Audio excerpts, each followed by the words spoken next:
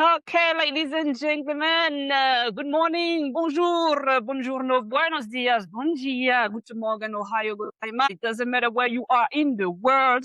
You are watching Steffi's Talk Show. I'm Steph, and you are welcome. So, in today's video, I have a special guest, somebody that I personally know. So that's pretty interesting and exciting for me too. But I hope it will be for you too. So we will be diving into the heart of science of communication and influence on the global scale. He is an expert in international communication influence who works with leaders and organizations as well across culture to help them communicate more powerfully and authentically. This name is José Ucar. Hello, Jose. How are you today? Hello, Stephanie. Hello, people listening to this interview. I'm delighted to be here. We have been waiting for a long time for this to happen, so it is taking place today. It's a pleasure to be here. Thank you very much, Jose, for accepting to join me on my talk show. I've met you when I was personally doing my entire focus was working on into the motivational speaking business, and that's how I met you. So that was very. I mean, the main focus, yes, was actually communication skills, very important, and that's also something that I personally implement to myself, but also wants everybody else to learn from. So that's why it's important and interesting. I believe that, that we dive a little bit into your expertise right now, because I know you are very good at what you're doing. and I saw you from the very beginning pretty much. And yeah, and now you pretty much like, I mean, I'm not going to say everything right now. I'm going to let you introduce yourself first. Jose, for people who are meeting you for the first time, tell us who you are. Thank you very much again, Stephanie. I'm going to start by saying this is a big part of my communication piece.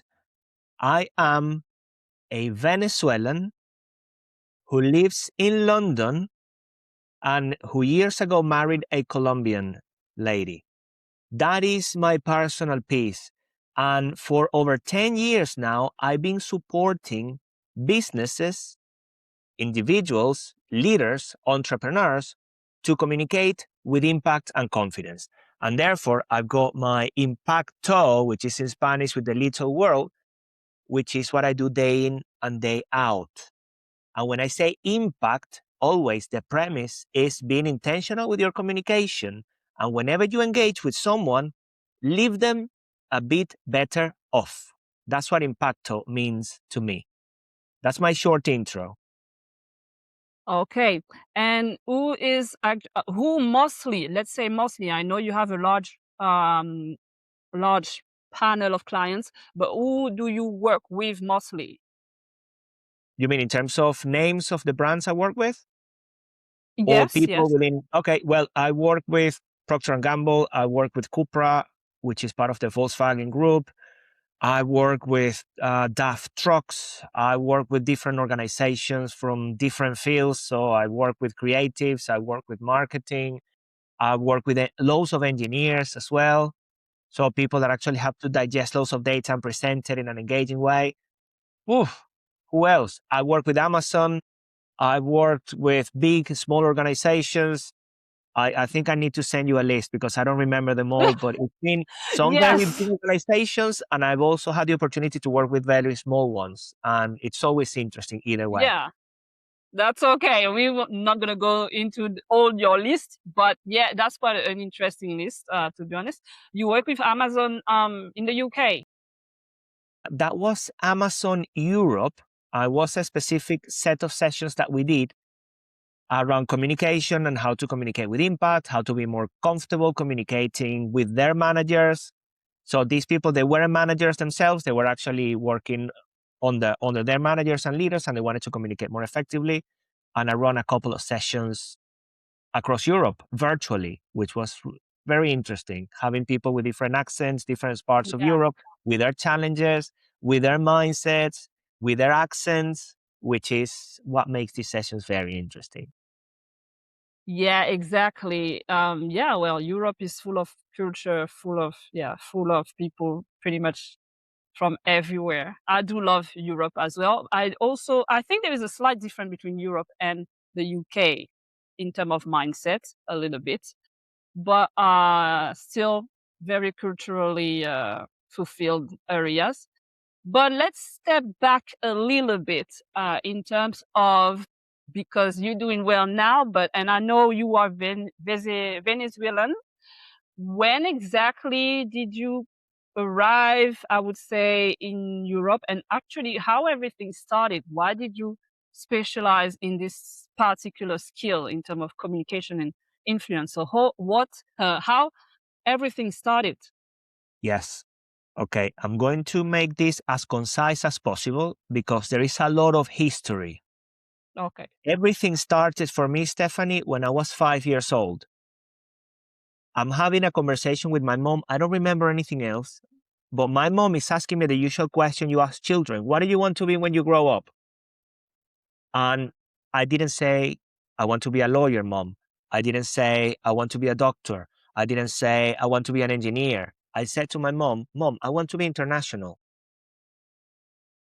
She didn't know what that meant. There wasn't a career for it at that moment.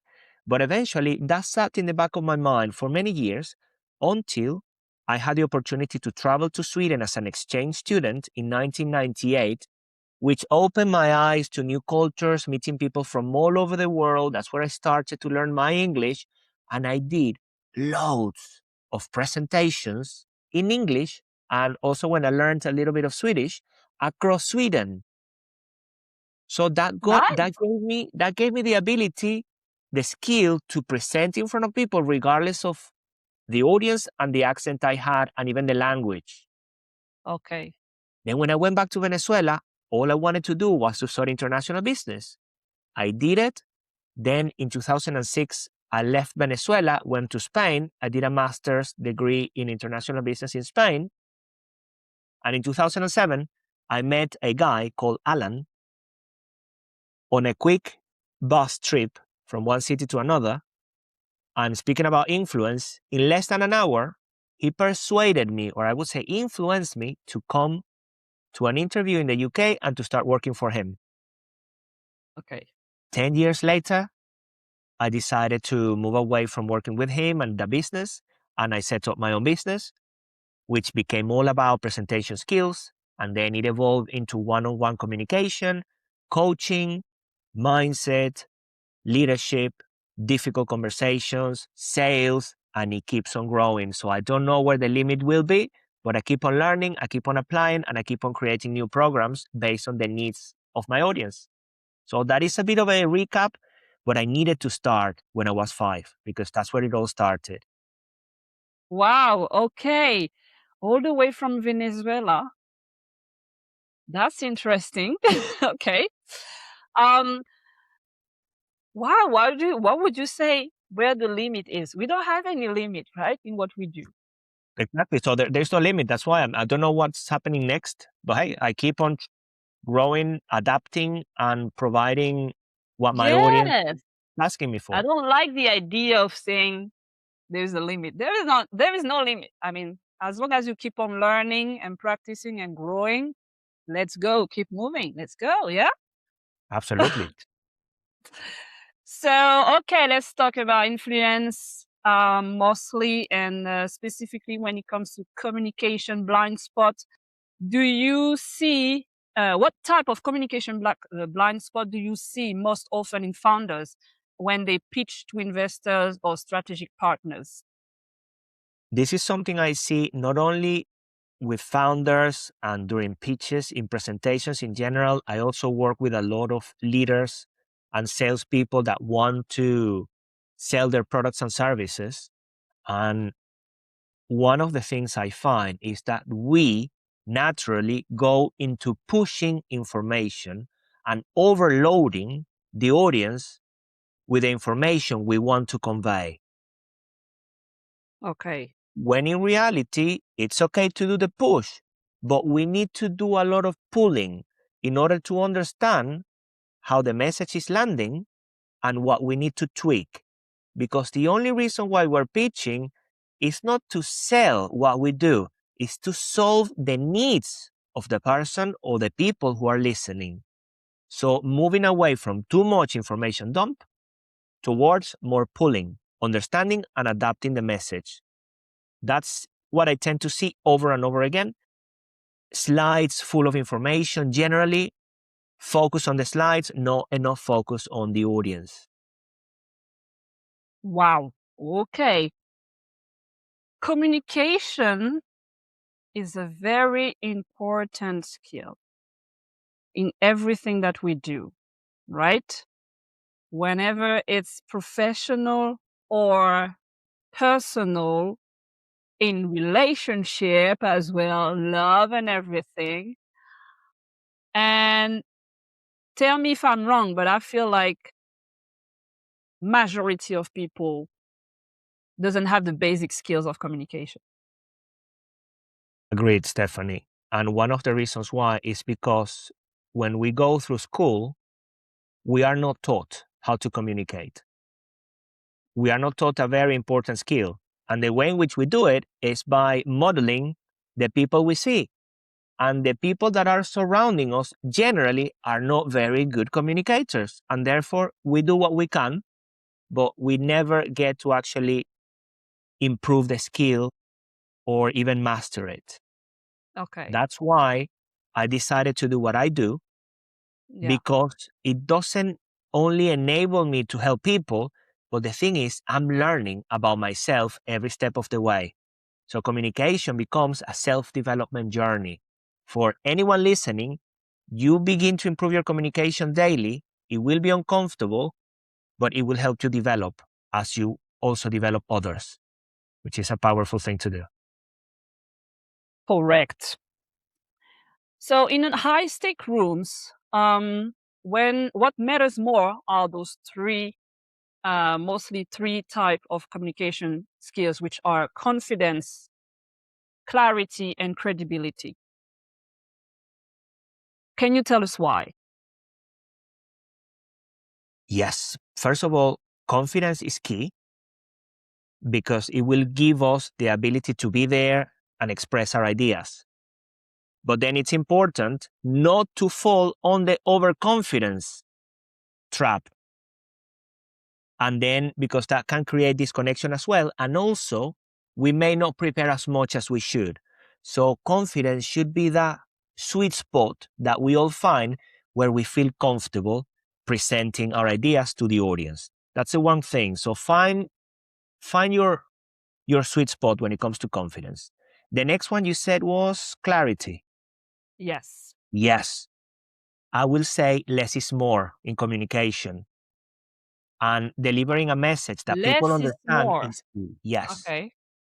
Okay. less is Let's explain it. Less is more. less is more. Remember what I said before, we tend to push on a lot of information and our mind quickly disconnects because there is too much to process. So less is more enables us to deliver a message that is to the point, that drives the impact we intend, and that makes sure people understand. That's why the pulling. When we're pulling and when we're asking questions, then we're checking, we're gauging. Is my message landing the way in which I intended it? Are you actually taking away what you need for your business? Do I need to Hmm. tweak? That's the clarity piece. And you know what? Credibility. I like credibility. You asked me some of the businesses I work with, and I can tell you a few more things that I've done throughout my career. But credibility, Or more and more, you build it and you create it on the spot. When you present, when you show what you can do, when you show not only the delivery, but also your emotions, your integrity. You pass on, you share your presence, which is yeah. that comfortable space, your authenticity. At that point, the person on the other end begins to build their trust around what you're saying and you as a person. So, yes, it doesn't matter what we have in the background as credibility and the years of experience. I mean, it matters, yes.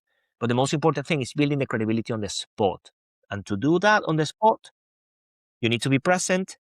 You need to be pulling people in instead of pushing loads of information. You need to care for your audience. It's not your show, it's their show.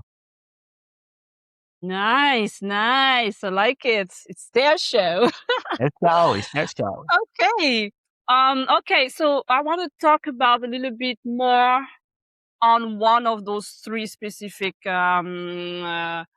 tools, which is confidence. I want to talk more about confidence because that's my point of view, but I think a lot of people on everyday journeys are lacking of confidence.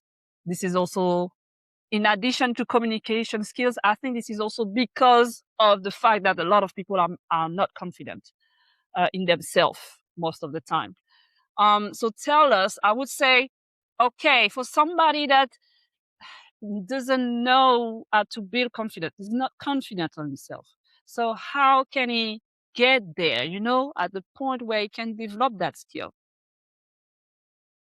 Well, I believe the analogy I have for confidence is that it is a muscle that we need to Is exercise. what?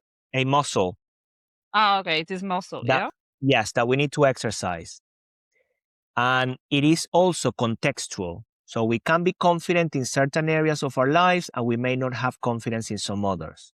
So if I use public speaking, for example, and people listening, they are not very confident when it comes to public speaking, I always get them to check on these two areas. What gives you confidence when it comes to public speaking and what takes it away?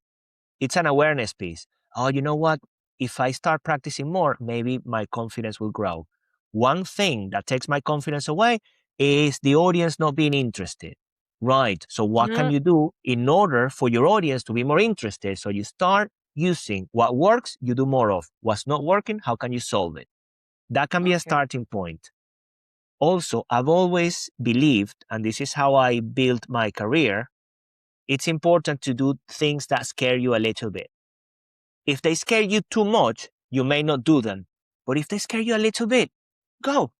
And the next time, the level of fear will be different, will be less, or there might be another step that you need to take. But as long as you always take increments, one step at a time, you will realize in a year's time, step by step, you move a long way. By thriving through fear, I would say, thriving in the presence of fear. But of course, make sure it's not too much. That's something I always encourage people to do. Jose, I'm very afraid or scared of presenting to 100 people. Well, present to 2 people, Yeah. and next present to 5, and then to 15, and then to 20, and see how it goes. Little by little, you start developing the muscle. Woo! I just love this type of topic. Okay, let's go to an environment who is a little bit more professional. So, if a leader adjusted just one communication habit, what would most immediately increase their influence? To listen. Yes, I like Listen. it. And it's not just, I'm listening. No, it's listening to understand the person in front of you. Listen to formulate a way to support the other person. We tend to listen just to respond. Oh, yeah, you're saying this. And then you just jump in. No, you listen, you analyze, and then you present your ideas. Or as you listen, you may find that's even better than to say something to ask another question. That's what great salespeople do as well.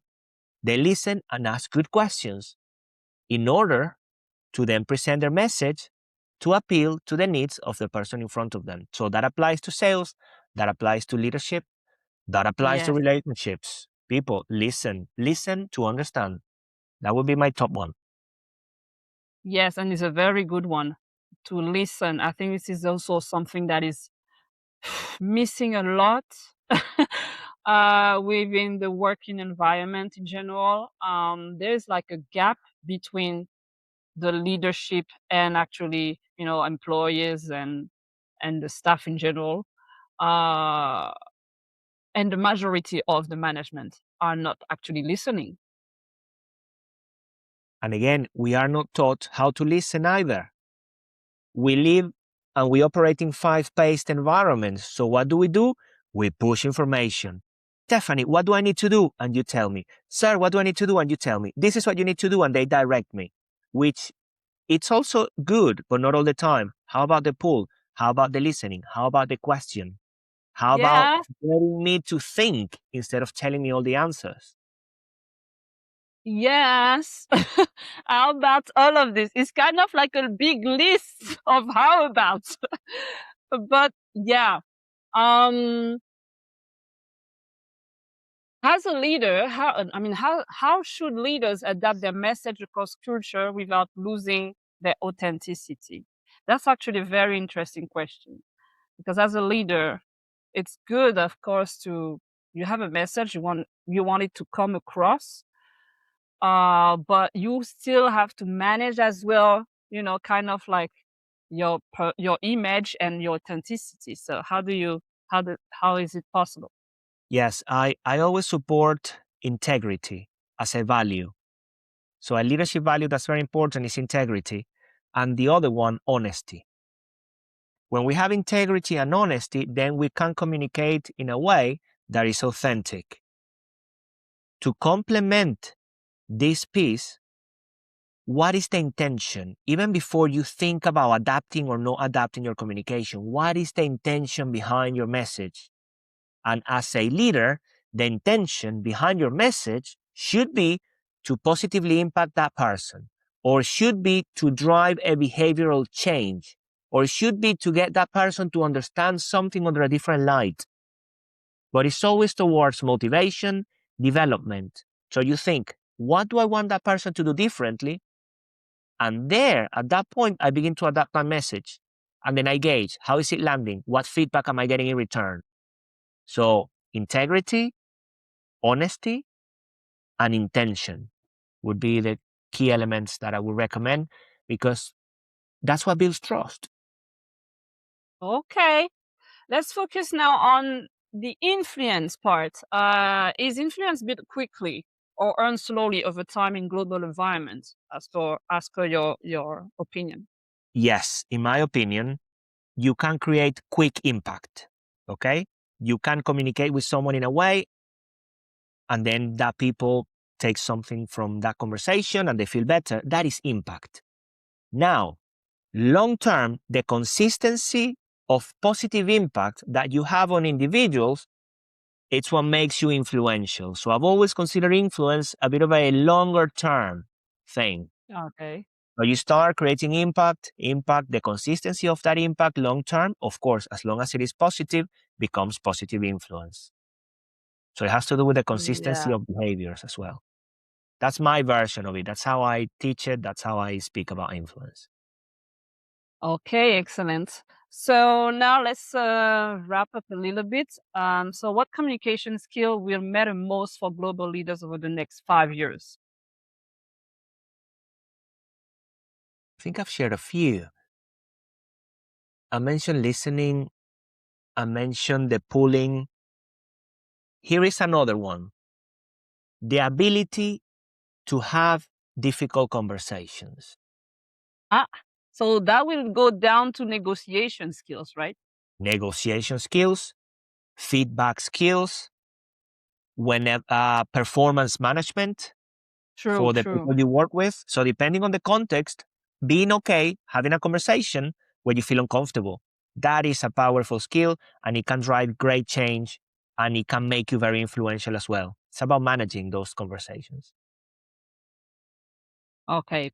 So in one sentence, what makes people want to follow, invest in, or believe in a leader?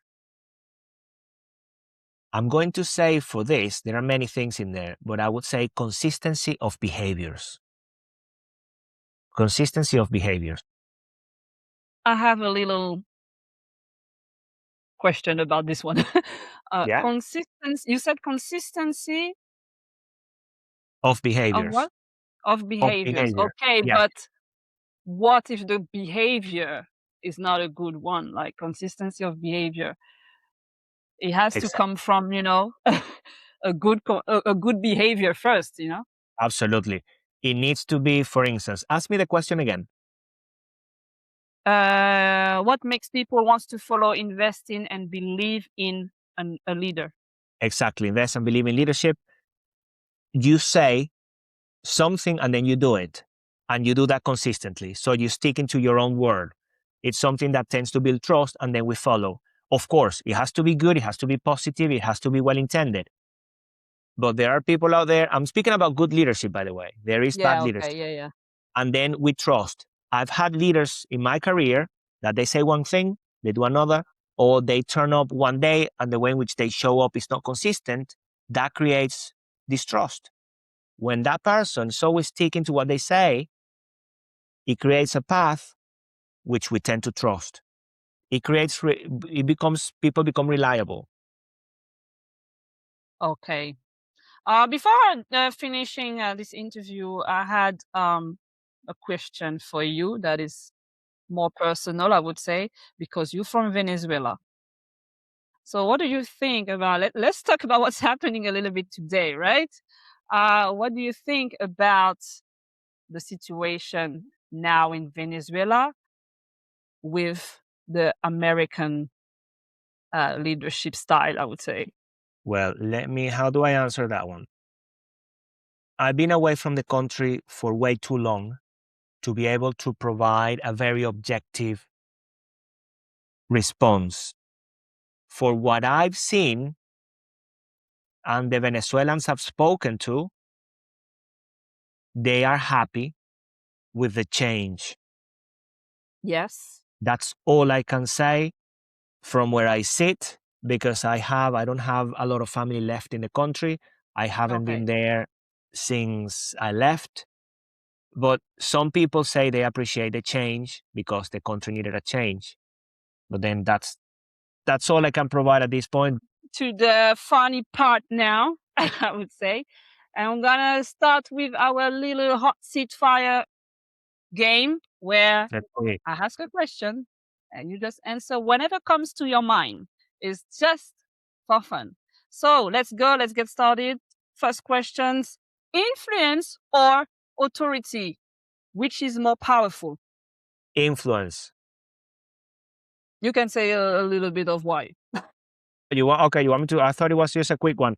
I would say influence because influence gets people's buy-in. Authority all the time is just what you think, but then people they don't have an opinion on the matter. Okay.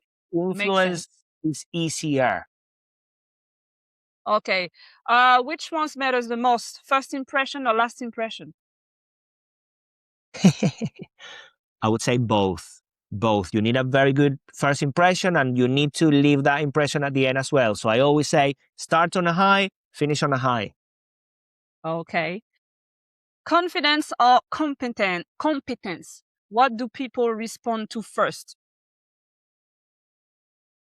I think people tend to respond to confidence first, but then if there is no competence, trust drops. So you need both. Okay, all right.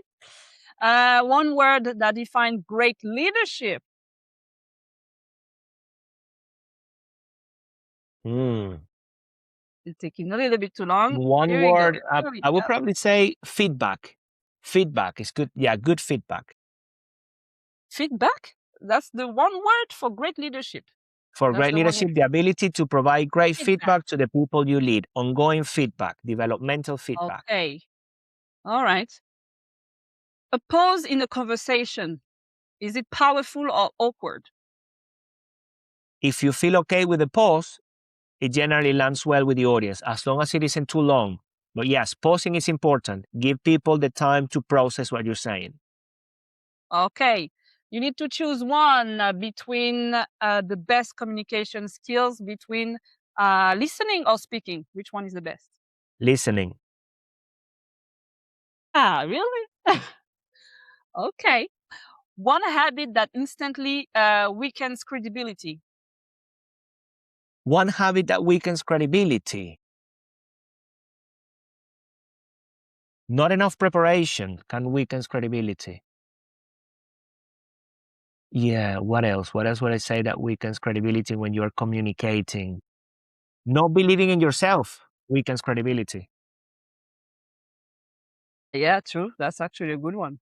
One word that you want people to feel after talking to you. Empowered. Empower. Yes. And I like it. That was the last question. And that's how we're gonna finish it. That's perfect. Ooh. I like the last word, powerful. That's my word. That's mine That's too. it. That's Stephanie's word. That's definitely my word, and that's what I try to do as well out there to other people. So yeah, good one. All right, Jose, that was a very, very nice interview. Learned a lot. Thank you, Personally, Stephanie. I enjoyed this type of conversation, so I hope the audience can enjoy it too. Thank you once again for this powerful insight. And yeah, remind us just quickly if we want to follow your work, if you want actually to collaborate with you, where can we find you and everything? Very easy. My name is José Ucar. So if you go on Google and type José Ucar, you will get my website, you will get my YouTube channel, my Instagram, my LinkedIn, all of it. So it's all online by José Ucar. The only other person with my name is my dad. So you may see a guy without hair, or you may see myself. So go to the place with my face. Simple. José Okay. Ucar. And the website, so the website, joseucar.com. JoséUcar.com. Yep. Perfect. Thank you, Jose. Ladies and gentlemen, thank you very much for watching. I hope you enjoyed it as well. As always, we would like to invite you to subscribe and also comment below if you have any questions, if you want me to dive a little bit more into specific topics, just let me know. And of course, go have a little look about Jose Ucar work as well. Very powerful. And I personally vouch for this work because this is very important skills, I believe, in everyday life in general and every part of your life as well, whether it's professional or personal. Once again, thank you very much for watching. This is your girl, Steph. See you to the next video. Bye.